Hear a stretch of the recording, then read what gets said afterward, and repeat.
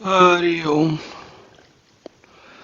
हम लोग श्री रामचरितमानस में लंका कांड देख रहे हैं। युद्ध जो है अब अपनी चरम सीमा पर है और रावण के आतंक से या रावण से युद्ध करने में बहुत सारे भालू बानर वो सब उनको चोटें लग रही हैं, भाग जा रहे हैं, युद्ध चल रहा है, बार बार हर प्रकार का युद्ध चल रहा है।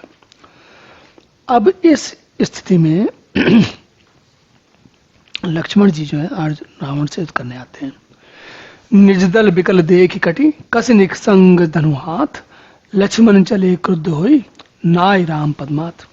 भगवान राम को उनकी वंदना करके चरणों पर मस्तक नवा करके और सेना को व्याकुल देखकर लक्ष्मण जी हाथ में तरकस, कमर में तरकस और हाथ में धनुष लेकर चले।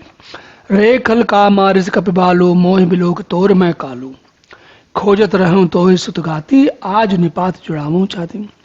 लक्ष्मण जी कहते हैं, अरे बालू बानरों क्या मार रहा है, मैं आया तुम्हारा काल, अभी तुमको बताता हूं। और रावण क्या कहता है, खोजत रहूं तो ही सुत गाती, तुमने ही मेरे पुत्र को मारा है, आज मैं तुम्हें मार के अपनी छाती ठंडी करूंगा। अस कई छाड़ बान प्रचंडा लक्ष्मण की सकल सतखंडा, कोट न आयुध रावण डारे तिल प्रवान करी काटने वाले। ऐसा कहकर उसने प्रचंड बाण छोड़े। लक्ष्मण जी ने सारे सबके सैकड़ों टुकड़े कर डाले। रावण ने करोड़ों अस्त्र शस्त्र चलाए, लक्ष्मण जी ने उनको तिल के बराबर करके काट कर हटा दिया। पुण्य जीवानन कीन प्रका प्रहारा, स्यंदनु भंज सारथी मारा, सत सत सर बारे मारे दस बाला, गिर सुगन जनु प्रभ सही ब्याला।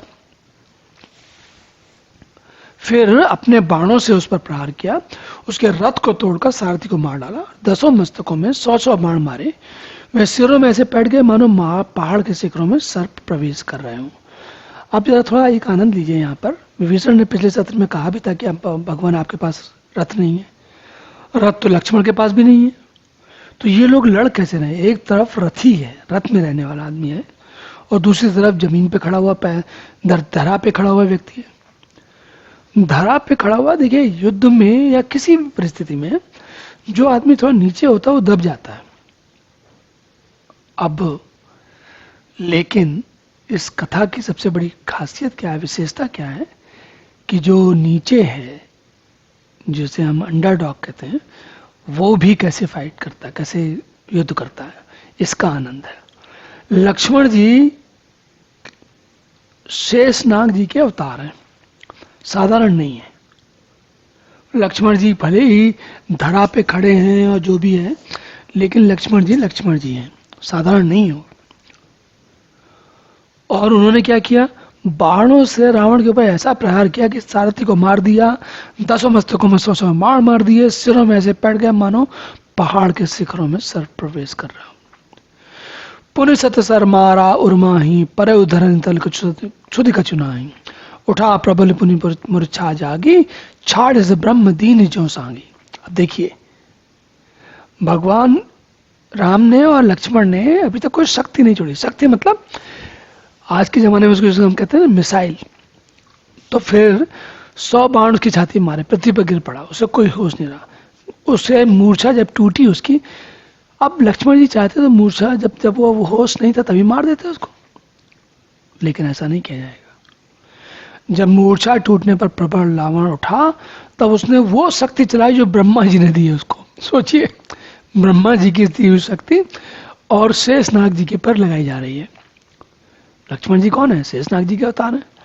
सो ब्रह्म दत्त प्रचंड शक्ति अनंत उर लागी, सही परियो वीर विकल उठाव दसमुख अतुल बल महिमा रही, ब्रह्मांड भवन विराज राग जाके एक सिरजिम रजकनी, ते चय उठावन मूड रावण जान नहीं त्रिभुवंदनी। ब्रह्मा जी की दी हुई प्रचंड शक्ति लक्ष्मण जी को ठीक छाती में लगी। लक्ष्मण जी व्याकुल होकर गिर पड़े। अब रावण उन्हें उठाने लगा। क्यों उठाने लगा, क्योंकि वो दिखाने के लिए गए, देखो मैं कितना शक्तिशाली हूं, मैंने मार दिया इनको। रावण समझ रहा है मैंने इनको मार दिया, पर उसके अतुलित बल की महिमा यूं ही रहेगी क्योंकि वो उठा ही नहीं पाया उनको। जिनके एक ही सिर पर ब्रह्मांड रूपी भवन धूल के कण के समान विराज है, उन्हें मूर्ख रावण उठाना चाहता है। रावण तो लंका में छोटी सी जगह में रहता है, पूरी धरती और ब्रह्मांड को जो धारण किए हैं शेषनाग जी, उनको कैसे उठाओगे तुम? ठीक है, मनुष्य शरीर लिया हुआ है, लेकिन है तो वास्तव में वही। देख पवन सुत धायु बोलत बचन कठोर, आवत कपे न्योते मुष्टि प्रहार प्रगोर। अब उसे देख करके पवन पुत्र हनुमान जी कठोर वचन बोलते हुए दौड़े, और हनुमान जी के आते ही रावण ने उन पर अत्यंत भयंकर कूजे का प्रहार किया। जान उठेगी कभी भूमि न गिरा, उठा समारे बहुत रिस भरा, मटका एक ताई कप मारा, पर उस जन वज्र प्रहारा। देखिए यहाँ पर आनंद देखिए हनुमान जी का और रावण का। हनुमान जी को रावण ने जोर से घूंसा मारा, पर हनुमान जी घुटने टेक कर गिरे नहीं पृथ्वी पर। फिर क्रोध से भरे हुए संभाल कर उठे, और हनुमान जी ने रावण को एक घूंसा मारा। ऐसा घूंसा मारा कि एक ही घूंसे में ऐसा गिर पड़ा जैसे वज्र की मार से पर्वत गिरा हो। रावण वहीं के वहीं धराशायी हो गया। मूर्छा गए बहोर सो जागा, कपिबल विपुल सराहन लागा, दिग दिग मम पौरुष मोही, जाते जियत रहे सुरद्रोही। मूर्छा जब भंग हुई, अच्छा हनुमान जी ने घूंसा मार दिया, इसका मतलब ये नहीं कि उसके बाद चाहते तो मार के वहीं चीर पाड़ के बराबर कर देते, दिक्कत क्या थी? लेकिन असर तो नहीं, हनुमान जी आराम से उनका उनका उनका उनका उनके उनकी प्रतीक्षा कर रहे हैं कि उठेंगे तो क्या करेंगे। मूर्छा जब भंग होने पर फिर जागा और हनुमान जी के बड़े भारी बल को सराहने लगा। फिर हनुमान जी ने कहा, मेरे पौरुष को धिक्कार है, धिक्कार है, मुझे भी धिक्कार है जो तू अभी तक जीता रह गया। तो हनुमान जी कह रहे हैं कि मैंने क्या तुम्हें घुसा मारा, एक ही घुसे में तुम्हें मर जाना चाहिए था। चलिए कोई बात नहीं। अस कई लक्ष्मण कहूँ कपि लायो, देख दशानन विस्मय पायो, कह रघुवीर समझ जो भ्राता, तुम कृतांत बक्षर सुरसाता। ऐसा कहकर लक्ष्मण जी को उठाकर हनुमान जी रघुनाथ जी के पास लेके आए। ये देखकर रावण का आश्चर्य हुआ। श्री रघुवीर ने कहा लक्ष्मण से, हे भाई हृदय में समझो, तुम काल के भी भक्षक और देवताओं के रक्षक हो। जो पूरा ब्रह्मांड संभालते हैं, स्वाभाविक है वो साधारण तो है नहीं।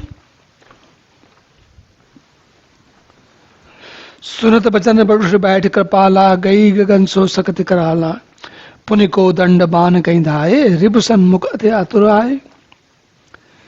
ये वचन सुनते हुए कृपाल लक्ष्मण जी उठ बैठे। वह कराल शक्ति आकाश को चली गई, और लक्ष्मण जी फिर धनुष बाण लेकर दौड़े और बड़ी शीघ्रता से शत्रु के सामने जाके पहुंचे। आतुर बहोर विभंज संदन सूत हति व्याकुल कियो, गिरियो धरन स्कंदर विकलतर बान सत बेद्यो हियो, सारथी दूसर घाल रेत तेरु तुरत लंका लय गयो, रघुवीर बंधु प्रताप पुंज बहोर प्रभु चरणन रहो। फिर उन्होंने बड़ी शीघ्रता से रावण के रथ को चूर कर दिया, सारथी को मारकर रावण को व्याकुल कर दिया, 100 बाणों से उसका हृदय भेद दिया, और जिससे रावण अत्यंत व्याकुल होकर पृथ्वी पर गिर पड़ा। लेकिन रावण का सारथी समझदार है, तो तुरंत दूसरे रथ में डाला और लंका में लेके चला गया चुपचाप। प्रताप के समूह ऋषि रघुवीर के भाई लक्ष्मण जी ने फिर आकर प्रभु के चरणों में प्रणाम किया। तो यह युद्ध की कथा चल रही है, इसका आनंद एक अलग प्रकार का है। अब इसी कथा को आगे अगले सत्र में पुनः देखेंगे। तब तक के लिए हरि ओम।